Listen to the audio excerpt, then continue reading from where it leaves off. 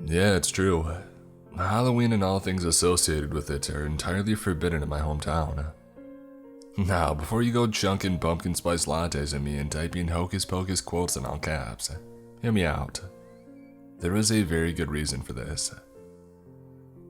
I grew up in a small town near Phoenix, Arizona, though I can't say which one for reasons that I'll get into later. Many years ago, Halloween was celebrated just like it is everywhere else. Kids trick-or-treating, costume parties, autumn leaves bristling in the tranquil wind, and that poignant, spooky atmosphere that so many adore. However, all of that changed on Halloween night of 1983. It was a normal holiday by most accounts, but what most were blissfully unaware to at the time is what became of dear old Mabel Hannafin. Mabel was a kind woman in her early 80s, a widow who spent most of her days tending to her garden. Halloween was one of her favorite times of the year, as she loved getting the visits from children and spoiling them with sugary goodies. It was her own personal tradition to plop a nice, juicy red delicious apple along with the candy that she gave out, in hopes that the children wouldn't indulge themselves too greatly. That night was the last time anyone ever saw her. It was discovered 3 days later by a neighbor that Mabel hadn't been seen in quite some time. Police did a welfare check and found no trace of the woman. Her 2 pet beagles were near starvation, but luckily, they were discovered in time to make a full recovery. The same cannot be said for poor Mabel, however. Multiple interviews with parents escorting their children that evening, and even some with children themselves, reported nothing out of the ordinary. Many of them attested to having visited at Mabel's home, and she seemed as cheery as ever. No one had seen or heard anything of real interest, and there were no signs of struggle or injury inside Mabel's home. None of her extended family around the country had heard anything from her either. It was as if the woman had just vanished off the face of the earth. We were all saddened by the news, but time went on, and people got on with their lives. Before long, the next Halloween arrived. The usual festivities began once more, and a troubling pattern first emerged. There was another local woman named Jessica Marshall who was home alone that night. She and her husband, David, had just gotten married a few months prior, and his work as a landscape surveyor had him away from the house that evening. David was a wealthy and also paranoid person. He had installed a security system to protect his home and wife while he was away. He later admitted that the actual reason he did this was to make sure his wife wasn't cheating on him while he was away. But regardless, it wasn't enough to save her. Once more, that night was the last time anyone ever saw Jessica. It didn't take David long to notice, and soon after, he contacted the local police department in a panic. Just like with Mabel, the police were unable to find any incriminating pieces of evidence at the scene, nor were they able to find any trace of Jessica's whereabouts. The only thing in the house that seemed to indicate anything strange was the spilled bowl of Halloween candy. Police sat down with David and reviewed the tapes manually soon after. They quickly found something odd, but it was not what they expected. It was 10:17 that evening, and the once bustling streets had since fallen relatively still as the trick-or-treaters returned home to gorge on their treats. That was when 2 figures were seen approaching the door of Jessica and David's house. One of them was dressed as a pumpkin, and the other as a scarecrow. From their voices and stature, it was determined they were both children between the ages of 8 and 11, one girl and one boy. Jessica answered the door, dressed in pajamas, and greeted them much as she had with dozens of other kids that same night. "Trick or treat," the children both spoke in unison, with a tone that seemed devoid of the excitement exhibited by the kids previous. Jessica complimented their costumes and turned to fetch the bowl of candies. The children remained completely motionless as Jessica turned away. She returned a moment later, clutching the bowl in hand. "You guys are out pretty late tonight, huh?" Jessica reached out towards them, but paused as she seemed to notice that neither of them were carrying candy buckets or bags. How are you going to be able to carry these? The children just held out their hands and said nothing. Jessica hesitated, but then reached towards them slowly. Are your parents with you? Jessica asked, dropping the candies into their outstretched hands. No, we're alone, the boy replied. Are you lost? Do you need me to call them? Jessica asked, and the little boy in the scarecrow costume nodded. Okay, do you know their number? Can we come in? The girl spoke, interrupting Jessica. She appeared a bit taken aback by the question, and recoiled a bit in the doorway. She was seen locking eyes with the young girl for several seconds before finally replying. Sure, you can wait here while I call them. Jessica then gestured the two children inside, and the door closed behind them. The door remained shut until David came home the following day at around 6 p.m. There were never any screams or sounds of a fight, and the children were never seen exiting the house from any of these several security cameras. Police scoured the house with a team of watchdogs, but they found nothing. No trace of Jessica or the children. The only thing out of sorts was the spilled bowl of candies on the ground. Just like Mabel exactly 1 year previous, no one ever saw or heard from Jessica again. David was regarded as the prime suspect for both cases, until his completely distraught nature, solid alibi, and lack of unifying evidence all but exonerated him from both. Tragically, David took his own life in the following months, unable to cope with the loss of his wife. The next year was when it really hit the fan though, as 3 others were declared missing. Mark Kemper, Allison Voss, and Lydia Kaminsky, all taken from separate locations, and all believed to have vanished within minutes of one another. The police had started to suspect that there was some kind of highly elaborate kidnapping scheme that used the children as bait. Unlike the previous 2 years, however, this time, there was a witness.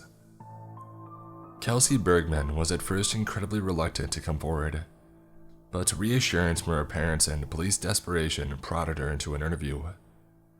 She looked petrified when they brought her in, with deep pits under her eyes and behavior akin to those who have suffered an immensely traumatic experience. Kelsey was 17 at the time, and was home alone that night when someone rang the doorbell. Kelsey got up, thinking it was just more trick-or-treaters. She opened the door and found 2 children waiting patiently on the front step, 1 girl and 1 boy. She says the little girl was dressed as a witch, while the boy was dressed in a skeleton outfit. She said they appeared soaking wet, but showed no concern despite the sub-zero temperatures. Kelsey then noticed their eyes were entirely black, devoid of pigmentation of any kind. Trick or treat. They both spoke once again in unison, and once again without any sort of emotional inflection. Kelsey gave them candy, and the girl asked if they could come inside because they were cold. Kelsey said that was when the red flags started waving in her mind, and she was suddenly very uncomfortable with the situation. Instead of allowing them in, Kelsey gave them a few towels and phoned the police. That decision probably saved her life. For the 20 minutes it took for an officer to arrive, Kelsey said the children did nothing but stare at her through the front window. She doesn't think they blinked even once. Before the officer arrived, however, the children just walked away, back out into the night. Kelsey called out to them, trying to get them to wait in case they were actually just some lost kids, but the 2 did not respond. She didn't even know what to tell the police officers when they finally showed up. It was a strange account, and not all were so quick to believe it. Nevertheless, it was a break for the police who took it and ran with it. Despite their efforts, very little progress was made. By this point, the town had caught wind of everything that was going on. They demanded answers and closure to the bizarre string of cases. People were really starting to get nervous. in what had been one of the worst PR decisions of all time. The police chief admitted they were still investigating, and without a prime suspect or even a real motive. Many people in the town then turned on them, with some even whispering that the cops themselves were in on it. In a desperate bid to calm the tensions and prevent further incidents, the mayor pulled an unprecedented move. He said that for the safety of the community, they would implement a curfew each night on October 31st, and an outright ban on parties, costumes that conceal the face, and the act of trick-or-treating. And just like that, Halloween became illegal. The town hall in which all this took place was met with a stunned silence. All in attendance seemed dumbfounded that they had actually suggested banning a holiday to try and stop the disappearances. None were very happy with the compromise, but they reluctantly held to it for the safety of their families. The next Halloween may have been the worst of all. No one went missing this time, but more sightings of the children were reported. Dozens more. That was just the beginning though. There was an immense storm that night. Thunder and lightning crashed while a torrential wind pounded the city. All throughout the night, people reported seeing shadows outside their homes and hearing whispers from their closets, basements, and attics. It's hard to say how much of it is true and how much was the result of a petrified town with wild imaginations. However, the things they found the next day were beyond dispute. Main Street was covered by thousands of dead birds of many different species. Many blamed the storm for being responsible, despite the fact that some of the breeds had never been recorded in the area. Some were never even identified. A young boy, Carson Ruse, was found folded up and crammed inside the trunk of an old oak tree. People reported sightings of a large, black dog-like creature with piercing red eyes roaming the woods at night. Days later, and a baby was born with a severe birth defect. Its head was malformed and almost elongated like that of a jackal. There were also odd growths upon its shoulder blades, completed with accompanying tendons and muscle tissue. The infant only survived for a few hours, but many thought the growths looked almost like wings. Police were at a loss, and on the brink of riots they called an assembly to address the increasingly horrifying incidents. Many in the town spoke their piece, with the majority focusing their ire upon the authorities who had failed to stop these events. Our town was the old-school religious type, and many believed it had been cursed by God. The police chief reaffirmed that Halloween would remain illegal, and that he would double efforts and resources to uncover the truth behind what was going on. The audience fell into a stunned silence, until a low grumbling chuckle emerged from the back row.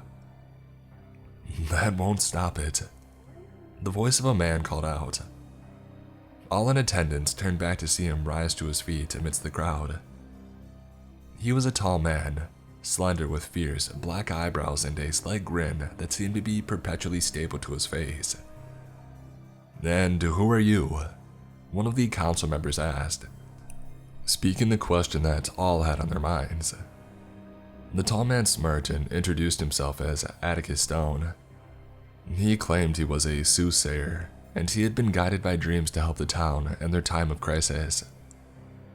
Now, most people would scoff at the mere suggestion of what he would go on to claim, but our community was a deeply religious one. Some might even venture to say a deeply gullible one as well. Mr. Stone claimed the gates of hell had cracked open, and all manner of foul things had begun to escape from the abyss. He said it was the beginning stages of the rapture, and there was no longer any sense in praying to God, as he would not help us. He mentioned something about how that would break a certain oath, but he didn't elaborate further. Someone asked who the black-eyed children were, but Mr. Stone gave only a cryptic response. The lost ones. People were scared, and prepared to believe and do anything if it meant keeping themselves and their families safe. Trust in the police and the church plummeted to an all-time low, as the odd occurrences refused to relent, and slowly but surely, people turned to advice from the strange Mr. Atticus Stone. Stone professed that there is in fact a way to keep people safe during these turbulent times, but doing so required some alterations in tradition. He first instructed people to mount a signet upon the front door.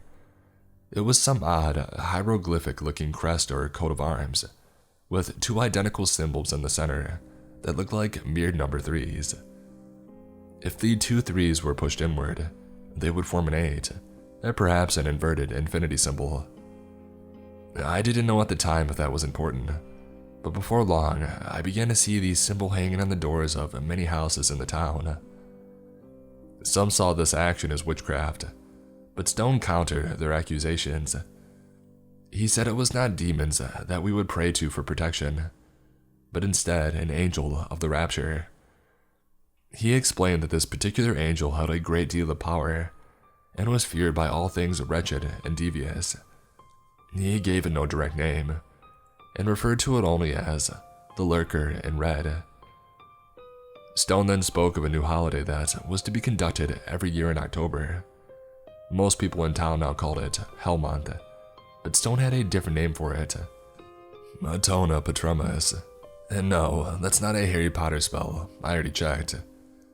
It is a month-long festival of sorts which has now been going on for 32 years. The first 15 days of the month are known as the Time of Blood. People are instructed to fight, cut themselves, and generally just be mean to anyone and everyone they came in contact with. There is also to be no weddings, birthday parties, or celebrations of any kind during this time. Even funerals are strictly forbidden. If someone happened to kick the bucket, then they would have to just be stuffed in the freezer until the allotted time was up. And that actually happened too. Not the freezer part, but the Time of Blood seems to coincide with a lot of heartache in the town. There is always a spike in suicides, domestic abuse, and assaults during that period. It may just be coincidence or heightened stress, but my grandfather did pass away during that time as well. The next 15 days of the month are basically the exact opposite of the first. It is known as the Time of Flesh, and it is a celebration with parties, dancing, and all the intoxicants you can get your hands on. People are encouraged to drink, take drugs, have sex, and indulge in any and all pleasures they can possibly think of. It started off tame for the first few years, but in time, it almost became a sort of Mardi Gras for us. Nowadays, it's not uncommon to see large street parties, opium dens, and moonlight orgies with dozens of participants. The degeneracy seemed to creep slowly and corrupt the people in town as the years went by. Former members of the church succumbed to the hedonism, and generally well-respected individuals began to indulge their deviant fantasies. I won't lie, I very much enjoyed this holiday growing up. The first half of the month sucked, but the rest was essentially just one giant party. The event is oddly cathartic in a way that I've never been able to replicate with anything else in life. It's almost as if the contrast of immense pain at the beginning of the month made the pleasures at the end infinitely more enjoyable. The last day of the month is reserved for the most important event of it all, the Time of Silence. Every October 31st, in place of Halloween, people in the town return to their homes, extinguish all the lights, and sleep in the same room as one another.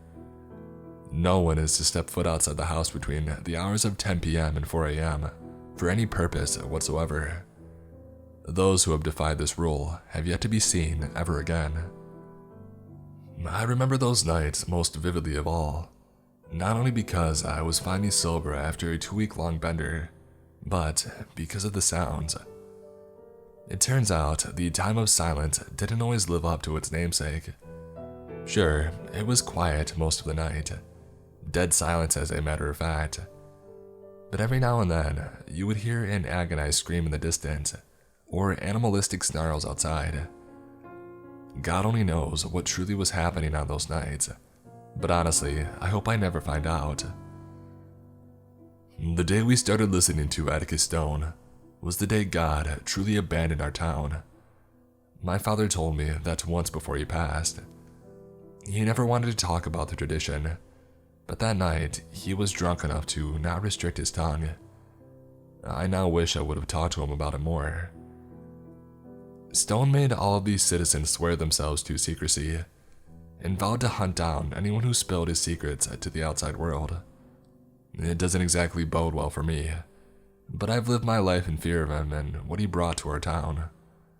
I won't live in fear anymore, come whatever may.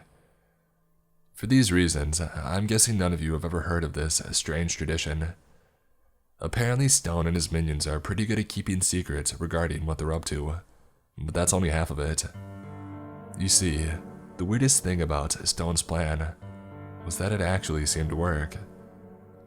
Ever since the town had adopted the tradition, things have gotten a lot better.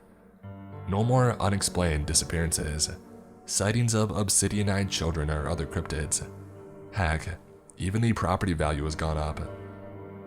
The town is booming in trade and has grown wealthy beyond expectation in the last few years.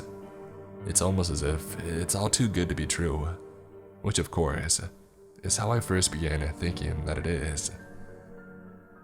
It turns out we might have really screwed things up. And that's actually the reason I'm here telling this story now. You have to understand, when this all began, I was very young and, well, stupid. Sure, it was odd at first, but we all just sort of got on with life after things began improving. What I'm trying to say is that it's very difficult to recognize a cult for what it is when you're already in it. I finally moved away from the town a couple years after high school. It took only a few mentions of our hometown tradition to friends and subpar coworkers for me to really begin contemplating my entire upbringing. And that's when I really got curious about the whole thing. I started researching, and after months of searching, I finally found that strange symbol that we hang on our doors. It was in a place I really didn't want it to be either, an old book on voodoo and the occult. This symbol is closely associated with a familiar sounding entity, the lurker in red. It has another name too, but most strongly advise against speaking it or even writing it. Apparently, that's a good way to catch its attention, which is something you don't really want to do if you're not prepared. Names hold a great deal of power. This deity or force or whatever it is has qualities associated primarily with vengeance, wrath, and war. Sounds like a nice guy, huh? Strangely enough though, it is also associated with things like protection, family, and even the well-being of children. It's like if you mixed Rambo and Mary Poppins and then gave it supernatural abilities. There are a multitude of rituals and seances to gain favor with this being. It was a lengthy list, but one of them caught my eye and manifested an amorphous pit of dread in my gut as I read it. As it turns out, this holiday that we've been performing for the past 32 years is actually more like a ritual, designed to invoke the favor of the lurker in red. For me, the realization that my hometown had been performing an occult ritual for over 30 years and utilizing the power of some eldritch creature was troubling enough. But then I saw the other stories online and the pieces finally came together. I'm willing to bet that you've seen them too. Accounts posted on Reddit and other forums detailing someone's encounter with children whose eyes were entirely black. Most of the time, the children would behave in unsettling ways and ask the potential victim to let them inside. I'm sure a lot of these tales are just fiction by this point, but many people swear by their accounts, and those are the ones that I'm worried about. The thing is, I always assumed this phenomenon was isolated to our strange little town, and I think at one point it actually was. I don't think Atona Patromus was actually banishing them to hell as Stone had claimed. I think it just drove them elsewhere. Worse still, it might have actually exacerbated the problem. I have reckoned with this knowledge for the past decade at least, a horrible truth which has all but consumed my life. For those that may lambaste me for not speaking sooner upon it, I wouldn't blame you. Truth is that I'm afraid, not only of what Atticus Stone and his cohorts may do once they find out I exposed their secrets, but also of that thing they worship. This year marks the 33rd year of Atona Patromus, and I think that is significant. 33 is a number with a great many interesting qualities. The highest rank attainable in Scottish Rite Freemasonry is the 33rd degree. The Grand Orient de France of Freemasonry was founded in 1733.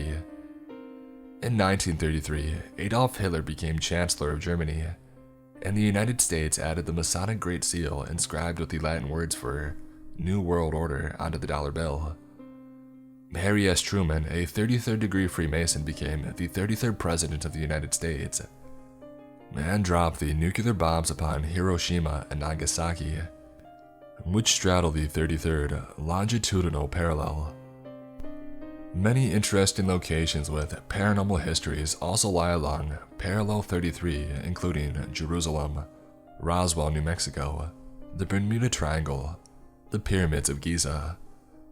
Some also believe Atlantis and the Garden of Eden were once located somewhere within the 33rd parallel. JFK was assassinated at the 33rd parallel, as was David Koresh, a cult leader killed at 33 years old. There have been many tragedies along the 33rd parallel, and I suggest looking into it for yourself, as there's no way I can list them all. Numerology lists several traits associated with the number 33, including enlightenment, conscious ascension, and spiritual birth. Many cultures and religions also place great significance upon the number as well. The Vedic religion of the Anglo-Indian tribes had 33 deities. The second level of Buddhist nirvana is called Trayastrimsa, which translates to belonging to the 33 devas. Islamic prayer beads generally have 33 beads, which correspond to their various names of God. The Christian Bible may hold the most references of all, though. The rule of King David in Jerusalem lasted 33 years. It is said that Jesus Christ performed a total of 33 miracles throughout the Gospels. He was then crucified in year 33 AD at the age of 33. Mount Hermon lies at 33 degrees longitude and 33 degrees latitude, and is said to be the place where the Nephilim first descended to Earth. The final book of the Bible, Revelation, also seems to revere the number.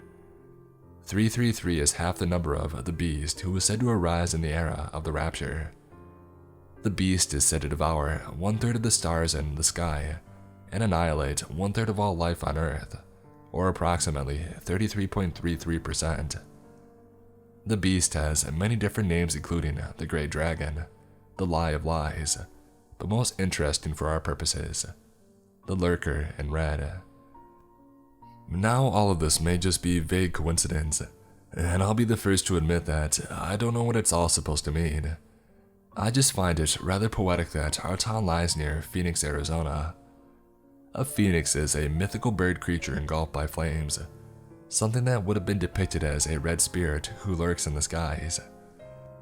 The crest which decorates the doors of my hometown also bear the inverted 33, as if it has to mean something. Oh, and can you guess what longitude our town lies on? Smack dab in the middle of the 33rd parallel. I know it all sounds crazy and probably like conspiratorial nonsense, for which there is no real basis at this point. I may have just overanalyzed the heck out of all of this, but I just can't help but feel there is something more to this. If you know anything about the Freemason philosophy, you'll know that numbers are of great importance. Nothing they do is coincidence. It is all supposed to mean something. What that is exactly, I don't know. In regards to the black-eyed children and everything else, I'm still not sure how it all connects. I still don't know what they want, how they can do things they do, or even what they actually are. I do know one thing though, they're still out there. Like I said at the beginning, I don't want to ruin anyone's fun. I know that many people absolutely love this time of the year, and I don't want to take that away from any of them. I just think it's important for you all to be aware of the things that are truly out there. So, when the big night comes and you're all dressed up as Clifford the Big Red Dog, or a sexy version of a spatula or something, just keep an eye out. There's gonna be a lot of trick-or-treaters out there that night, and some of them may have eyes that look a little too dark. Whatever you do, just do not let them inside your house.